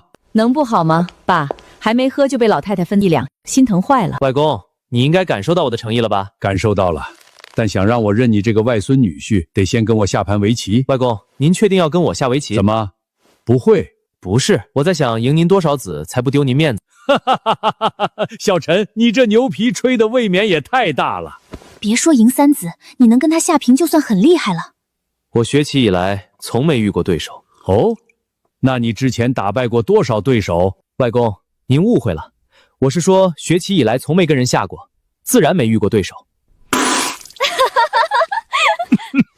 小陈，我老头子真是服你了。来，咱们手底下见真章。好。白子逼得黑子举步维艰，棋力更胜专业选手。小陈，你最后要是没失误，我至少得输你10个字。外公，您忘了，我说过只要赢您3个子就好。你不会真的只赢了我3个子吧？如果我没有算错的话，你最后的那个失误是故意的。我故意让了几个子，不然早赢大了。外公，您大老爷们儿不会说话不算话吧？你这么不给我面子，还指望我支持你吗？我觉得下棋故意放水，不尽全力，才是对对手最大的不尊重。外公，我已经拼尽全力了。哈哈哈，算你会说话。你们2个人的事儿，我全力支持。谢谢外公。今天下午不要走了，咱们爷儿俩喝一杯。外公，我实在没空，待会儿要去医院探望朋友，晚上还得去圣天剑士中心教拳。你这是要做教拳师傅呀？不会有什么危险吧？我主要是想把师门的功夫传承下去，不跟人动手打架。那他们1个月给你多少钱？50万。50万，这么高？这个月薪不高，但我传授的都是古门派镇派绝学，最差一套拍卖都值2、3亿。小陈，你会多少套功夫？近100套。照这么算，单凭这些武学秘籍，身价轻轻松松就能2、300亿。不止，足上千亿。师门高阶武学，单套便能价值几十乃至上百亿。你不会是在忽悠我吧？怎么会？试想一门能助人活到120、123岁，延年益寿的功法，各大富豪怎会不争抢？有吗？当然有，但都需要在年轻时候开始修炼。那太可惜了。我明白，外公、阿姨，那我们就先回去了。我送你们。别，您和阿姨若是送我，会让我感觉你们没有把我当成一家人。行，那我们就不送了。世事洞明皆学问，小妍，你这个女婿了不得呀！如果他有点上进心就更好了。太过要强未必是好事，凭他的本事，真惹出大乱子，苏家未必扛得住。这倒也是。大能，听说你们跟洪六签了和解书，拿到了850万的赔偿。对，多亏了宇哥你扎招。关于投资修理厂的事儿，我们想等你先看看我们搞得怎么样。等修理厂成功了，你们再找我投资，那我岂不是成摘桃子的了？这样吧，咱们弄4个大型修车厂，我们各出一半，咱们风险共担。若是成功了，我再往里面投钱，心里也不会觉得膈应。宇哥，我这是担心会把你的钱给亏了。我不差钱，等你们养好身体就启动。行吧。不过宇哥，洪六已经猜到主意是你出的，我怕他报复你。好办，你透给洪六，我老婆姨父是副司长，他不敢找麻烦。明白。气沉丹田，血走太阴，加添健身中医炮车。怎么样？没问题，您的每一个动作都拍得清清楚楚，挺好。这视频加我写的注意事项，不会功夫的人也能听明白。老师，还要录吗？我先教老吴降龙掌，再录一套拳。老吴，降龙掌气血运行的法门都记住了吗？倒背如流。好，我们去其他练功坊。降龙掌至阳至刚，威猛绝伦，重气血劲力，不重招式。此招劲力在沉。老师，我感觉到了，气血随心运转，这法门太妙了。你本身就是化劲大宗师，对身体的把握极好，才半个小时就学会了这12招降龙掌。来，一连打3遍，我看看。是老师。老婆，不想晚上去圣天健体，就别去，不用牵着我。谁说我不喜欢？2年前我到烟海办了健身卡，有空都去练，才1个月就不去了。为什么？还不是每次去都有好多人盯着我看。谁让你长得这么好看呢？气质偏清冷，但身材很出挑。你的意思是你喜欢的不是我这个人？不对，我先慕你容字，后倾心于你本身。时间不早了，老婆你好好睡一觉，我回去了。行，那你回去吧。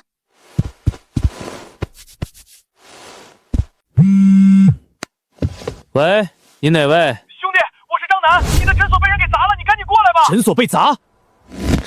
砸我的诊所，肯定是洪六。谢谢你，我马上到。兄弟，你是不是得罪什么人了？得罪了一个开纱厂的老板。这就是了，开纱厂的老板都有黑背景，下次说不定就会动手。我倒宁愿是。还好你这儿没什么值钱的，不然亏大了。张老板，你知道这一盒茶叶值多少钱吗？多少？35万左右。什么？你不是在开玩笑吧？是一个朋友送我的，而且有价无市。我打算报警。我出去看了，周边摄像头全被他们毁了，想找打砸诊所的证据不容易。老师，这是怎么回事？得罪人了呗？连您的诊所都敢砸，真是胆大包天。老师，有目标吗？估计是洪六。老师，这事儿交给我吧。行，这不是什么大事儿，可别闹出人命。您放心，我有分寸。小程，赶紧派人给你老师收拾一下，我这就打电话。老天，那不是烟海第一富豪曹立学吗？他儿子还喊陈医生老师，这也太离谱了。曹总，看你走路的样子，似乎没什么问题了。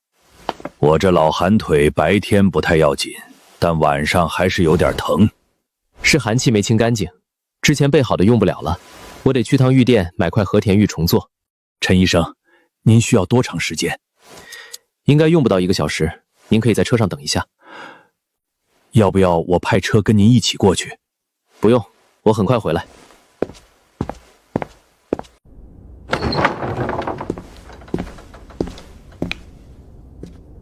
好浓的灵气，比之前的还精纯，看似普通和田玉，难道出自风水宝地？张老板，您这些和田玉卖不卖？当然卖，只是不太便宜。钱不是问题，关键是看玉的质量符不符合我的要求。兄弟，你这是发财了？的确发了笔小财。这6块和田玉多少钱？兄弟，先跟你说清楚，这些都是很好和田玉，每块都20万以上，你确定要买？张老板，说个价格吧。160万。再送我6块普通和田玉，150万。成交！哈哈哈，90万进货的货品，转手150万成交，净赚60万。这笔买卖性价比极高，实在太划算。碰上这么个冤大头，这买卖赚翻了！我靠，这居然是特殊器具才有的升级之气！难道这是天才地宝自己长成的高阶材料？这150万花的太值了！雨瑶是个普通人，正缺个防身的东西，这块高阶材料简直是雪中送炭，正好给他做个顶级的防护系统。靠，我也太笨了点儿！为什么一定要制作一个作用单一的能量模块呢？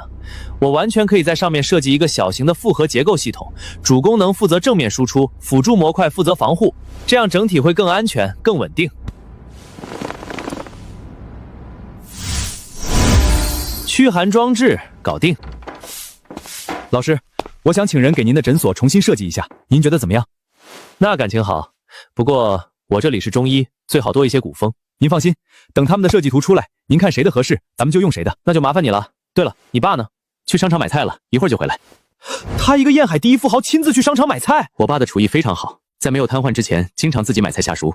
托您的福，他现在恢复得非常不错，便又动了做菜的念头。这是最后一次治疗，我们要开始了。早就等待这一天了。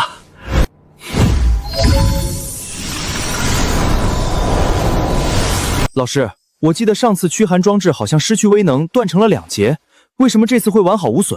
转动一下，你应该就能想明白。小程，你可真是够笨的。我腿上的寒气只剩下了一部分，哪里能用得完驱寒装置中的灵力？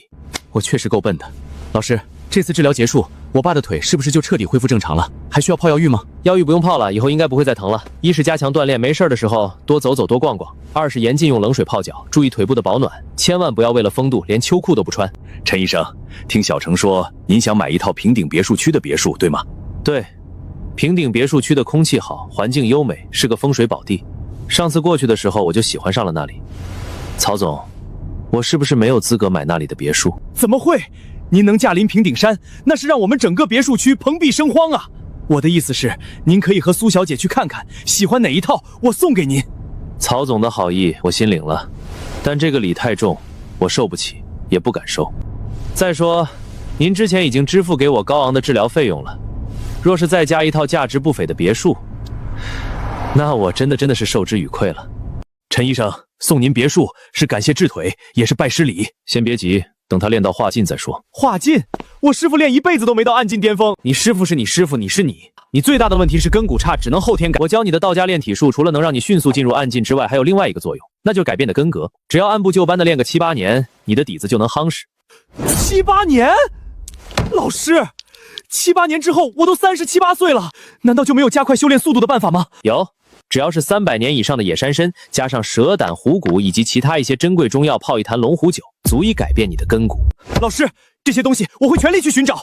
你如果真的搞到了这些东西，尤其是300年以上的野山参，必须分我1/3，就当是我技术入股了。今天把龙虎酒的事告诉这父子俩，就是想借助曹家的财力和势力来寻找这300年的野山参，能找到最好，找不到也无所谓，聊胜于无嘛。中午看完别墅我就不回这儿了，装修的事交给你，我待会儿直接去一趟圣天剑士中心。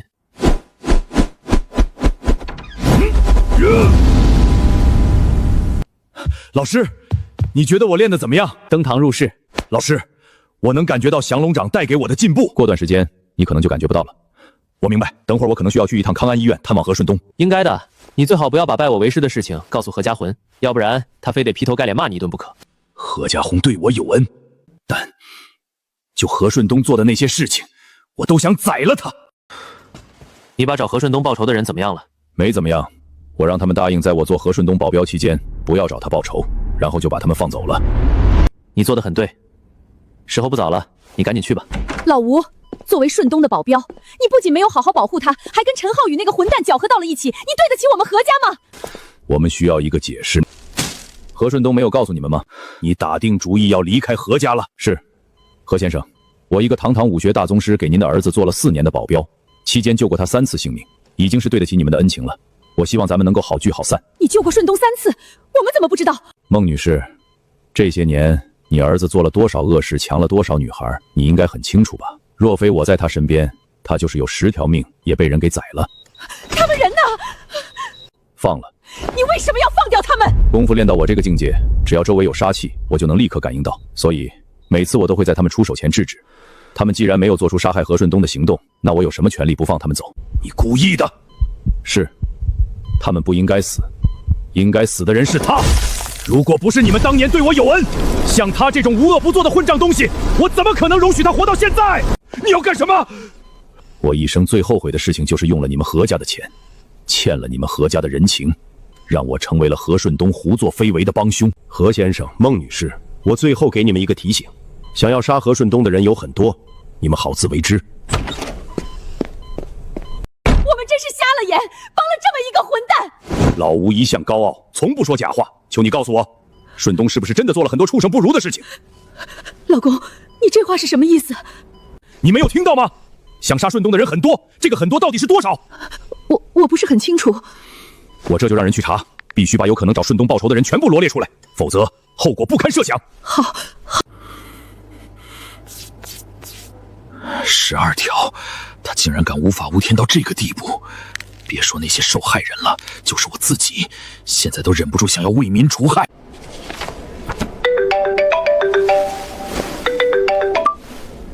老婆，吃饭了吗？正准备去食堂。有事儿？你下午应该可以出来吧？可以。我想等会儿接你一起吃中午饭，然后去平顶别墅区看一下那3栋别墅，最后去看看新车。真的要买啊？必须的，车和别墅都不能少。行吧，你多长时间能到？我已经在你们地下停车场了。老公，我真是服你了，等我5分钟。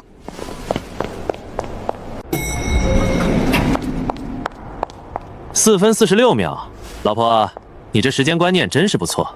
没有时间观念的医生是对患者的不负责任。说得对，我们出发。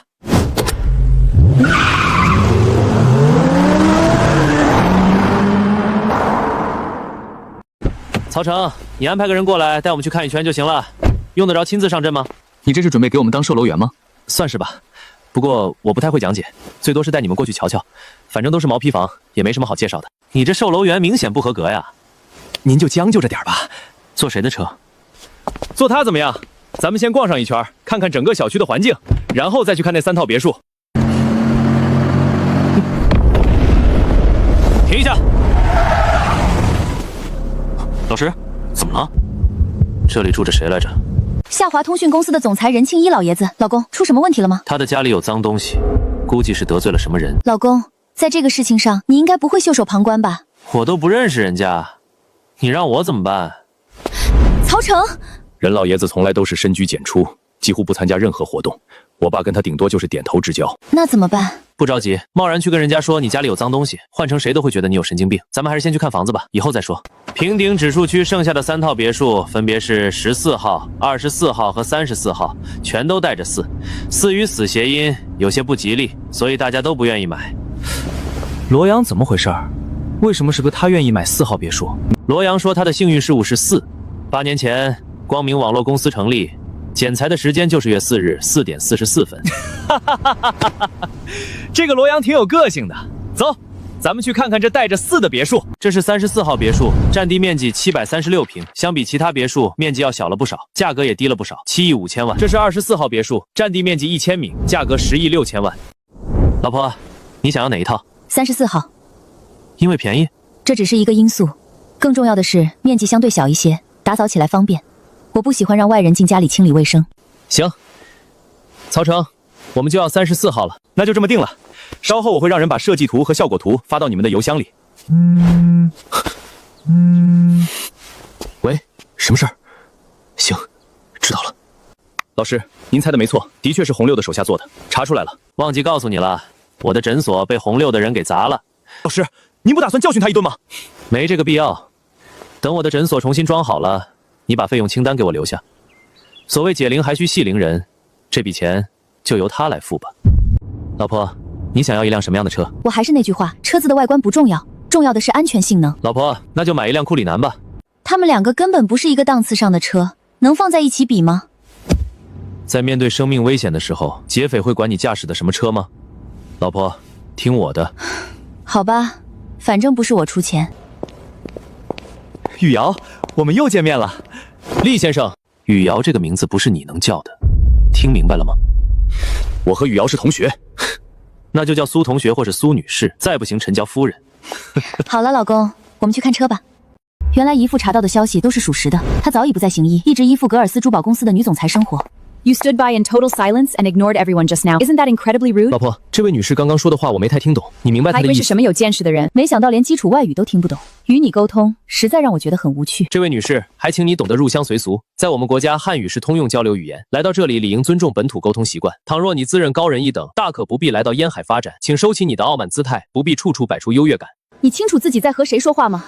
我是格尔斯珠宝亚洲区总裁艾米丽·奥琳娜，你言行失礼，我要求你向我诚恳道歉。单凭你的傲慢态度，想让我低头道歉，绝无可能。厉风华一味迁就你的处事方式，不代表旁人也要这般迎合。在我看来，一味依附他人的选择，实在不算体面。厉风华，你当真一点分寸感都没有？当初大学时，你为救治亲人做出妥协选择，尚且情有可原。可时至今日，一味依附旁人，失去自我，实在太过可惜。堂堂一个男子汉，本该自立自强，一味依附别人度日，实在辜负自身底气与旁人期许。你才只会胡乱揣测别人。哼，你处处维护他，你们之间关系亲近，毋庸置疑。你敢说他不是依附你生活吗？厉家培养出你这般丢失主见的人，实在愧对长辈栽培。你满口偏颇揣测，肆意非议他人。雨瑶，你怎么会选择和这样蛮不讲理的人在一起？我丈夫行事坦荡有原则，做人光明磊落。反观你并非如此。厉风华，我早已找人了解过你的近况，你敢否认自己长期依附艾米丽生活吗？厉风华如今更名克拉克，已取得海毛国籍，属于外籍人士，和本土再无牵绊。原来如此，方才是我判断片面了。你谈不上辜负本土名声，毕竟你早已选择改坏身份。克拉克先生，既然你已经选择新的人生轨迹，安稳过好自己的生活就好，不必主动前来招惹是非。另外，我妻子的名字你没有资格随意称呼。别继续争执了，时间也快要4点了。我打算订购一台库里南，哪位同事愿意接待我办理订单？我来接待您。那就麻烦你了。丽，刚刚那位女士是谁？你们之间是什么渊源？她名叫苏雨瑶，是我的大学同班同学。我再三叮嘱过你，不要对我隐瞒任何过往。她也曾是我的初恋女友。倒是有意思。刚刚那个男人当众折辱你，你心里不想讨回一口气吗？我当然想。你乖乖配合我的安排，我有办法让苏雨瑶重新回到你身边，也能给那个处处挑衅你的男人一个不小的教训，让他再也不敢肆意张扬。我具体该怎么做？给你3天时间，全面查清陈浩与所有社会人脉、工作背景相关资料。等拿到完整信息，我自有权对策。好，我一定办妥。真是走到哪儿都能碰上他们。我们是过来选车的，没必要主动起争执。只要对方不来刻意挑事，我们不必主动招惹。知道了，老婆，你觉得这辆车怎么样？木山紫配色，寓意紫气东来，气质和你很相配。别打趣我了，苏女士，如果您都算不上出众，那实在很难找到气质相派的人了。你说的很中肯，这辆车报价多少？这是燕海一位女士专门向劳斯莱斯总部定制的版本。不管是操控性能还是安全配置，整体规格都远超普通款库里南。就在今天早上，我们接到的通知，这位车主的丈夫卷入刑事案件，被依法处理。无奈之下，门店只能对外转售这个宗。你说了这么多，核心就是这款车定价偏高，是吗？没错，定价1500万，对比当初定制落地价已经让了100万，1500万差不多能入手2台普通版本了。这个价位确实超出预想。老婆就定这台吧，我觉得它很适合你。还是算了，价格实在太高了。既然预算不够，就不必勉强纠结。别站在车前故作姿态，看着未免让人觉得别扭。我们是否购车，似乎和你没有关系，自然有关系。我同样看中了这台库里南，我懂先来后到的道理，所以一直没有上前打扰。我不妨直白问一句，你们到底要不要入手？若是无力承担，就别占着位置犹豫不决。我们确定要购买。老公，他这是在用激将法刺激我们。我心里清楚，但我是真心看好这台车。你一向最看这版防护、行车性能都优于普通车型。再者说，也得算是一种缘分。车主变故的消息刚传来，我们恰巧就过来了，冲着这份机缘入手也值得。老公，你这口才不去做销售，真是屈才了。我请问这款车现在有配套优惠政策吗？合适我们现在就敲定成交。我们全款支付，麻烦直接开具购车发票。好的，您稍作等候，我马上办理。现在我算是见识到，有人愿意为一时赌气大手笔消费了。愿意为心仪之物投入预算，至少心里有所取则。反观有些看似气场十足，实则只是打肿脸充胖子，未必真有出手的底气。老婆，刚刚对方原话怎么说来着？既然预算不够，就不必勉强纠结，别站在车前故作姿态，看着未免让人觉得别扭。没错，就是这句话。现在看来，这番话反倒更适合形容某些人自己。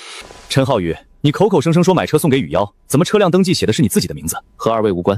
销售人员，请问后续手续多久可以算结？我们什么时候能够办理提车？先生，现在时间已晚，车管所已经下班关闭业务，二位想要提车，最早也要等到明天中午。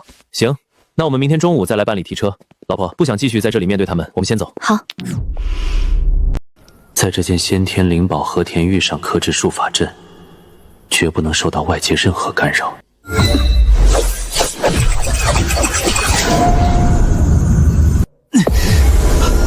成功了！只需要开个光，就能成为厉害的法器。不过，这阴阳两仪阵竟然消耗了我80%的天师级法力。这个坏蛋到底在做什么？一晚上了还没完成吗？老公，你的脸色非常难看，你真的没事吗？精气神消耗过大，需要一段时间恢复，你不需要担心。老婆，车和房的事儿只能你去忙了。那我去给你做早餐。不用，我修炼期间不吃饭不喝水，心跳和脉搏都会降到最低，就像是一个活死人，感受不到外界的任何动静。你只要给我创造一个安静的环境就行了，别的都不用管，明白吗？明白。还有我的手机，你帮我拿着，开机密码是你的生日。知道了，老公。你锁上卧室的门，该做什么就做什么，不需要管我。好。姐，我真是太羡慕你了！1500万的库里南，8个亿的平顶别墅，你这是找了一个金龟婿啊！我可不是为了什么车子房子才跟他走到一起的。今天去提车看诊所装修，累死我了。正因为如此才让人羡慕呀！这个男人要财有财，要钱有钱，对你还好得不得了。你甚至都不需要处理婆媳关系，家里所有的事情都将由你做主。姐，你简直就是妥妥的人生赢家啊！你说的倒也不是没有道理。姐夫呢？闭关了，大概明天晚上才能出来。闭关？跟武侠高手似的闭门修炼神功吗？我哪知道，这事儿不要传出去，我可不想大家把他当成一个另类的人。明白。姐夫什么时候闭关的？应该是昨天晚上开始的。他不需要吃饭喝水上厕所吗？不需要。我的天，姐夫真是个神人。我倒是希望他只是个普通人。行了，别说废话了，赶紧帮我参谋一下别墅装修的问题，我都不知道该怎么选了。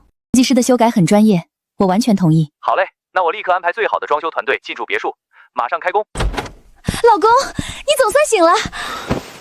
对不起，让你担心了。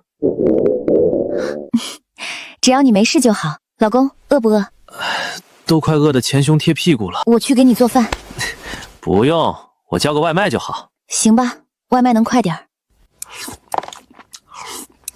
老公，你点了这么多，还有3斤酱牛肉。我这已经是非常收敛了，再来几斤牛肉也没啥问题。老公，你觉得这装修图怎么样？我老婆搞的装修方案，就是顶级设计师都比不上。当然没问题了。过度的夸张只会让我觉得你的话不是由心而发。那我跟你说真话好了，其实我不懂装修，也没干过装修。从小到大，我住的地方就没超过20平，哪里能懂这玩意儿？等以后换房子的时候，我保证跟你好好的探讨一下。当初他说这件玉如意价值无可估量，我还以为他在吹牛，现在看来是我短浅了。前天晚上，我在这件带有灵气的玉器上刻下了一个阴阳两仪阵，由带有攻击性的五雷正道咒和防守型的护身符咒组成。如此一来，它可以给你用于防身。老公，你对我太好了。我半生孤苦，跟你住在一起之后，才有了一种家的感觉。我不对你好，对谁好？老公，你快把我弄哭了。明天我去首饰店把这块玉穿起来，你要24小时佩戴在身上，身体会越来越好。老公，你这个法器好像跟玉如意不太一样，没有散发出那种清凉的灵气啊。我现在尚未给它做起灵，所以它跟普通的和田玉没有区别。那你现在累不累？我还从未看到过有人给法器起灵呢。法器起灵没有你想象中那么繁琐，只是这件法器内蕴含的是法阵，需要你的一滴血，相当于玄幻小说中的灵气认主。哦，那还是明天吧，我这里没有采血设备。伸出左手中指。干嘛？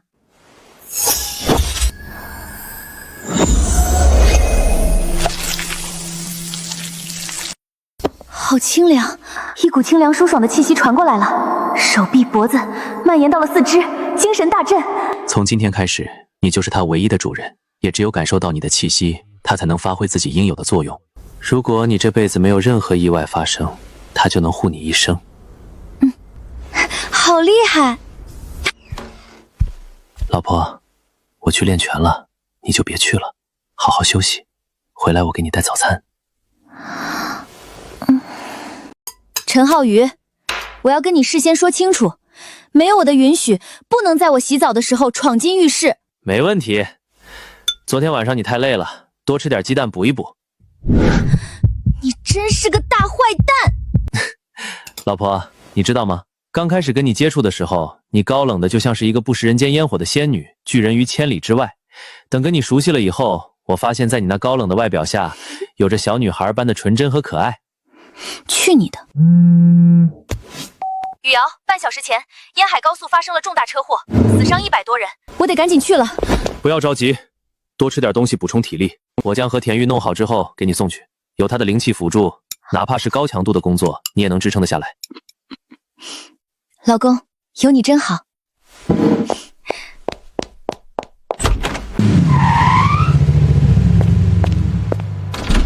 先生，有什么可以为您服务的吗？我要一条铂金链子，把这块玉牌串起来。没问题，请跟我去挑选合适的铂金项链。不愧是燕海最好的医院，厉害。你是哪位？我是咱们医院的陈浩宇。原来是陈先生，不好意思，我还以为是医院外面的人呢，我去忙了。老公，快帮我把床推到手术室。是不是肋骨断了，插进了肺里？你怎么知道？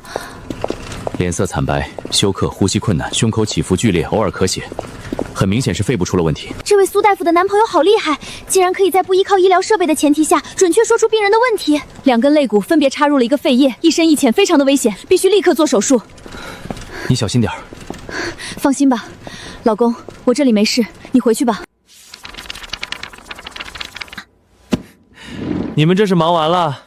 忙完了。陈总，您这是看什么书看得这么入迷呢？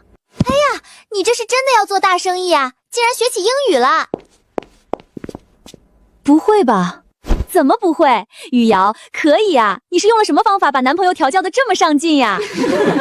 我可没有那个本事。告诉你们，在家里的时候，老婆让我向东，我绝不向西；老婆让我打狗，我绝不撵鸡。如此说来，你狂啃英文大焦点也是你老婆让你这么做的？这倒不是，我是深感英语的重要性，这才想着好好学习一下。别闹了，我的3个患者刚刚做完手术，需要观察一下情况，今天下午就不回去了。中午饭总是要吃的吧？我们一会儿去职工食堂。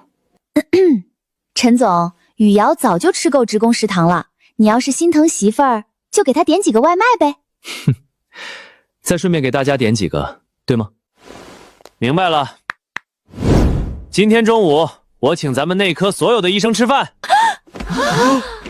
耶！陈总霸气！陈总万岁！我们一共20个人，你打算请我们吃什么？辉煌酒店的饭菜不错，我让他们做16个菜送过来，怎么样？这还用问？我们肯定是求之不得呀！老公，他是何顺东的父亲。陈先生，我想跟你谈谈。您认识我？你抢了我们何家的儿媳妇，我当然要好好的查一下你了。何主任，你这话说的未免太不责任了。这个儿媳妇的称呼您最好是收回去。其次，何顺东那方面的能力肯定是保不住了。这个世界上没有任何一个女人愿意嫁给一个太监。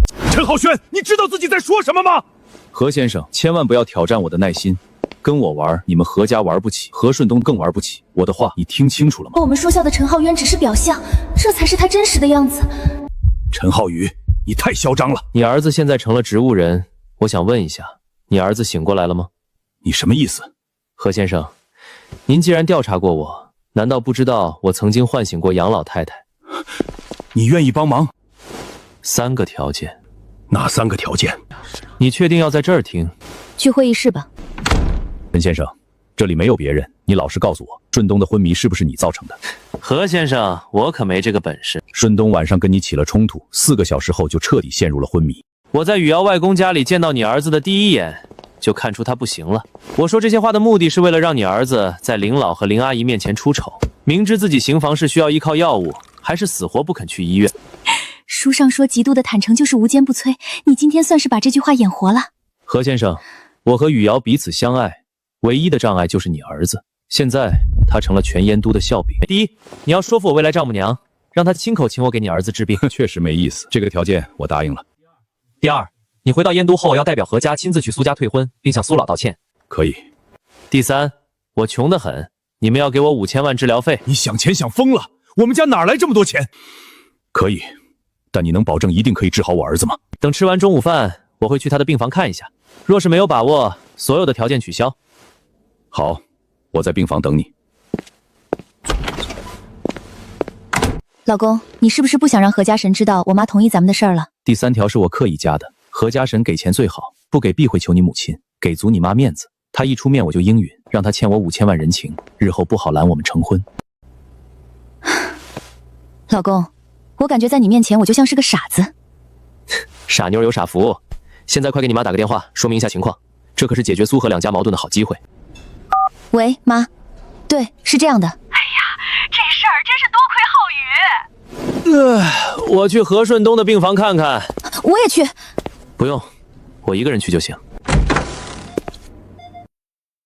明知我是唯一希望，还摆臭脸，简直脑子被驴踢了。光靠看，我不确定能不能治好他，需要针灸试一下。可以。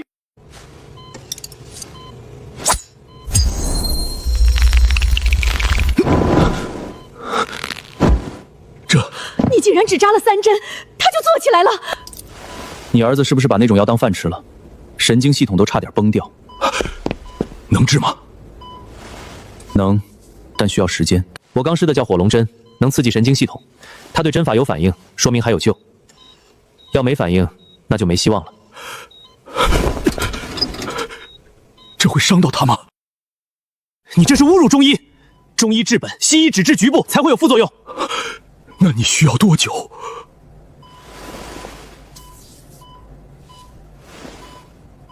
半年以内。半年内我有把握治好。但何先生，你也务必答应那3个条件。如果没行呢？你想怎么样？我要1个亿。我要5000万的治疗费，你张口向我要1个亿？何先生，你比我狠多了。行，这事儿我答应了。我去准备协议。我希望能尽快看到5000万，最迟明天就会把钱给你。那就好，继续吃中药，打营养针，找人给他按摩。10天后我会再来。老何，他靠谱吗？我们还有其他办法吗？灵言小姐，之前的事情实在抱歉，今天来是正式向您道歉，同时取消2家的婚约。太好了，这门麻烦的婚事总算退掉了。既然何叔叔都这么说了，那这婚约就作废吧。不过我听说陈浩宇竟然向你们要了5000万的治疗费，简直趁火打劫。您放心，我让他把这5000万的治疗费取消掉。林小姐的好意我心领了，但是这笔钱我们何家出得起。是啊是啊，这是我们跟陈医生的交易，不麻烦您了。真是奇怪，我帮他们省钱，怎么还死活不愿意？蒋小姐，昨天跟你说的事情考虑的怎么样了？厉主任，我刚结婚。这与约陈浩源吃饭有什么关系？又不是让你跟他干嘛，是不是你丈夫不同意？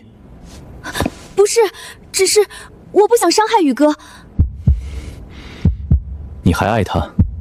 没有，我不想害别人。蒋倩，在这个社会，你不伤害别人，别人就伤害你，不是谁都能当上珠宝店副店长的。以你的能力嘛，错过这次升职的可能性可就不大了。除了副店长的位子，我把奖金调到30万，怎么样？好，钱是你的了，你知道要怎么做吧？到时候录点你和他视频就行了。你要不放心，我可以让你老公在酒店房间里等着。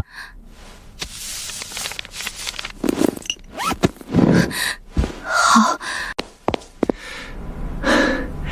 蒋倩答应了，非常好。那东西效果怎么样？我会让他身败名裂。那不行，他是我的，到时候你跟你的女神玩，我跟她玩。真是个疯女人，不过只要能得到苏雨瑶，倒也挺刺激。喂，哪位？宇哥，我是倩倩。倩倩，有事吗？宇哥，我能借你点钱吗？1年之内保证还您。借多少50万。可以，你老公知道吗？不知道，我没有敢告诉他。哦，什么时候给你？今晚可以吗？我想请你吃顿饭。吃饭就算了，你找个地方把地址发给我就行。好，谢谢宇哥。对了，这事儿最好还是不要让嫂子知道，以免影响你俩的感情。我明白。老公，你若是开家餐厅，我觉得一定会爆火。我可没时间整天待在厨房里。对了，老婆，今天我前女友给我电话，让我借50万。那就借给他呗。怎么，怕我吃醋？哪里，只是当然什么事都要让老婆大人知道。表现不错，只是我有些想不通，他怎么会跟你借钱？这些年我从来没有跟他联系过，我甚至连他电话都没有。在这种情况下，她一个刚刚结了婚的女人，为什么会突然向我借钱？以我对蒋倩的了解，她不可能做这种事情。里面有问题，是有大问题。刚结婚就去找前女友借钱，还借出来了，你会怎么想？还有，她老公张明，我一眼就看出这家伙心眼比针眼还小。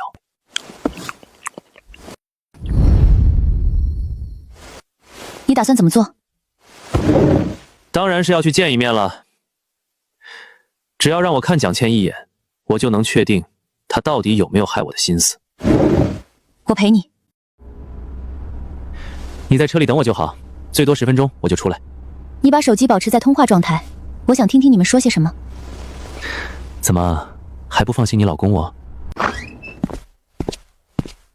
宇哥，这里。谢谢，祝你新婚快乐。宇哥，您不用如此，讨个喜气而已。对了，忘了问你，你为什么突然要这么多钱？我爸生病了，急需一笔钱，可我们的钱都投进新房子里了。宇哥，我知道当年我爸妈很过分，当年的事情已经过去了，没必要再纠结过去。宇哥，我以咖啡代酒，谢谢你不计前嫌，借给我这么多钱。小事而已，不用这么客气。我去，怎么这么烫？倩熙，我的手机没电了，想用一下你的手机，可以吗？当然可以。倩倩，你在什么地方工作？我在一家珠宝公司做销售。是格尔斯珠宝公司吗？你怎么知道？切西，你是个单纯善良的好女孩，我不希望你掺和进我和她之间的争斗中。宇哥，我不明白您说什么。七夕，你有没有想过，厉风华那么恨我，你听了他的，你的下场会是什么？都到这个地步了，你觉得还有必要瞒着吗？宇哥，对不起，他是给了你什么好处让你能这样做？他给我50万，还会提拔我做一家珠宝店的副店长。你很缺钱？我爸得病了，医疗费需要100万，我们拿不出这么多钱来，只好用我来换钱，对吗？对不起。你最好以后离开公司。厉风华这么恨我，你没完成任务的话，这杯咖啡我会喝。以后我们之间的情分也到此为止。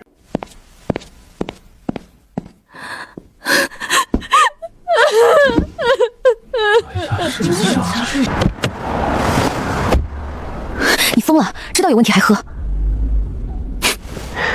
我只是吓唬蒋倩而已。厉风华不是傻子，怎么可能真下毒呢？我喝掉主要是为了辨别厉风华给我下的什么药。不管是什么，先去医院，实在不行就洗胃。用不着，天下之间没有什么药物能够对我构成威胁。你没事？当然没事了，我这么厉害。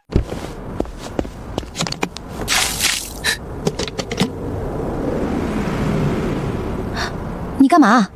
当然是把咖啡给吐出来了。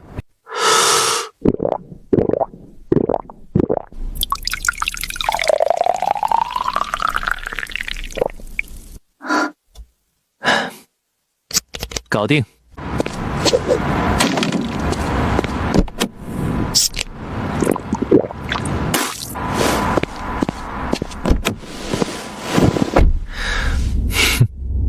老公，你是怎么做到的？明明喝了咖啡，却一点事都没有。等你把功夫练到化劲，便能够自由控制体内五脏六腑的蠕动。只要你想，就可以让胃一动不动，把之前吃的东西、喝的东西都储存在里面。至于是吐出来还是进入体内消化，随你选择，都没有任何问题。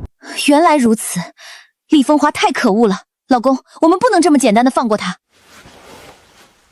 不用着急，我先跟他聊聊。我是厉风华，您是哪位？厉风华，别装了，蒋倩能有我的手机号码，难道不是你给她的吗？我不知道你在说什么。知道也好，不知道也好，都无所谓。我打这个电话只是要告诉你一声，你想要让我犯错误的计没有成功。我希望你不要气馁，再接再厉，争取想出一个更好的办法来对付我。那我们现在去哪里？当然是圣天健体中心，我已经3天没过去了，也不知道老吴的降龙掌练得怎么样了。你是不是累了？我先送你回家。我一点都不累，正想打上1小时拳呢。真的？当然是真的。那好，咱们出发。老吴，降龙掌练得不错，多谢陈先生指点。老婆，练痛快了吗？咱们该回家了。痛快，走吧，老公。你老婆就是个蠢货！我已经说过了，她不会骗人。她就是不会骗人，也不能蠢到把所有事情都告诉陈浩宇吧？厉主任，整个过程你都亲耳听到了。陈浩宇之所以发现你的存在，完全是因为他拿去了窃西的手机，看到了你们的通话记录。在那种情况下，就算是你能不给他用手机吗？既然这个事情你们没有搞定，那就把30万还给我。厉主任，你喝多了吧？你的人亲眼看到陈浩宇已经喝了那一杯咖啡，但是很明显，你的咖啡没有对陈浩宇起到任何作用，也就是说责任不在我们这里，退钱是不可能的。厉主任，忘了自我介绍一下，我叔叔在税务科任职，我大伯是警务司办公室主任，你们想对我动手，大可以试试。你该死，这小子背后居然有税务司和警务司的背景，早知道就不该把30万提前给他们。外公好，各位好。外公，祝您福如东海，寿比南山。好好，来了就好。小陈，听雨瑶说你给外公画了一幅祝寿图。没错，我本来想去买一幅名人字画送给外公，可雨瑶说太贵重的外公不收，便宜的吧，画的还不如我呢，所以我就去买了文房四宝，自己画了一幅。你这废话真多，赶紧打开让我看看。好画，好画呀！何止啊，小陈画的这幅画颇有意境，比那些所谓的大师之作好了不是一星半点。外公，我老公才20多岁呢，哪来的几十年功底？所以说，小陈是个书画天才。这幅画真是送到我的心坎里了，下午我就把它挂到卧室里。只要您喜欢就好。不过书画创作只是我的兴趣爱好，这话你在家里说说也就罢，他们爱怎么说就怎么说吧。所谓木秀于林，风必摧之。陈浩宇，你真是走到哪儿吹到哪儿，咱能要点脸吗？这跟要不要脸没关系，圣人都说了，过度的谦虚就是虚伪。还有你姨父也荣升为了烟海警务司司长。成了，姨父，恭喜了。这要多亏你爸帮我疏通关系。关系只是一方面，最关键的还是政绩。雨瑶说没错，现在不比以前，想要升官没有拿得出手的政绩，没有超强的工作能力，就算别人想帮都帮不了。爸，您放心，我会努力的。小陈，你的能力和才华，就连我这个老头子都非常的佩服。难道你不想去外面施展一下拳脚？外公，跟您说实话，我压根就没想过要成就一番所谓的事业。问题是我也不缺钱呀，赚钱比喝水还容易。这也太凡尔赛了吧！所以您还是让我顺其自然吧。陈浩宇，你若是到外面去说这话，我估计肯定会被人给揍一顿。我只是实话实说而已。言归正传，昨天何嘉欣到家里来找我了，说是同意苏何两家友好退婚。雨瑶，恭喜你，总算是摆脱了何家的纠缠，我终于可以回燕都了。这都是小陈的功劳。小陈，你是不是向何家要了5000万的治疗费？什么功劳不功劳，他就是为了自己娶老婆。小姨，您说的对，这都是我应该做的。对，我要了5000万。姐夫，难怪你说赚钱跟吃饭喝水一样轻松呢，你这也太狠了。何顺东伤害了不少女孩，我给他治病，相当于违背天道，助纣无虐。小陈，何家与我们苏家关系莫逆，你能不能少要一些钱？阿姨，何家魂应该没有求您帮他缩减治疗费吧？没有，我甚至都提出来了，他也没同意。因为我们签署了一份协议，如果在半年之内我无法让何顺东苏醒，那我就需要赔给何家1个亿。何家柱担心我不尽力医治何顺东，就想用这1个亿约束我。原来是这样。阿姨，我之所以要这5000万，并不是为了赚这笔钱，而是想着让他来求您，送您一个人情。没曾家的底子这么厚，竟然连5000万都没有放进眼里，这让我的计划彻底破产。姐夫，你当然没吃亏，这可是5000万，不是5000块。我若是有这么多钱，第一件事就是去买一辆超豪华的跑车。你喜欢什么跑车？当然是那是我的最爱。今天下午我带你去买一辆不就完了吗？真的？不行。我就知道。小陈，谢谢你对小然这么好，但是镇南还在位置上，小然不能太过于高调。我大姑父也在位子上，我姐怎么就能开一辆价值1500万的呢？什么？车的主人是他。阿姨，您放心，不管是车子还是房子，都在我身上挂着呢。等结婚之后，我再给过户给雨瑶也不晚。你买房了？大姑，你还不知道呢，姐夫花了7亿5千万买下了平顶别墅区34号别墅，我正打算过几天去参观一下呢。小陈、雨瑶，这么大的事儿，你们怎么不告诉我？阿姨，一套房子而已，没什么大不了的。等去了燕都，我还打算在那里买几套四合院呢。小陈，我知道你跟人对赌赢了10个亿，但也经不起你这么造啊！李叔，钱这玩意儿只有流通起来才有用，不流通跟废纸没什么两样。就是姐夫，不如你去买辆马，我没事开着过过瘾就行。可以，中午吃完饭我们就去买，你喜欢哪一辆我就买哪一辆。谢谢姐夫。小陈，别去厨房凑热闹了，陪我下棋。今天我非要一雪前耻不可。老爷子承让了，12个子。我这棋艺不行，老李你也上。李叔，老爷子该你们了。爸，老李，小陈一心二物，你们都下不过，这差距未免也太大了点儿。让我说别下了，免得输得太惨，不好看。雨瑶，你给小陈发条信息，让他放水，不要让老爷子输得太惨。外公输了，第1局早就输了，小陈赢了12个字，现在是第2局，小陈一个人同时跟你外公和姨父下2盘棋。虽然棋局只进行了一半，但看他们嗡思苦想的模样，胜负应该是已经分出来了。我姐夫真是太厉害了，琴棋书画、功夫术法、医术相术，全都是样样精通。以后我找男朋友，只要有姐夫一半厉害，我就心满意足了。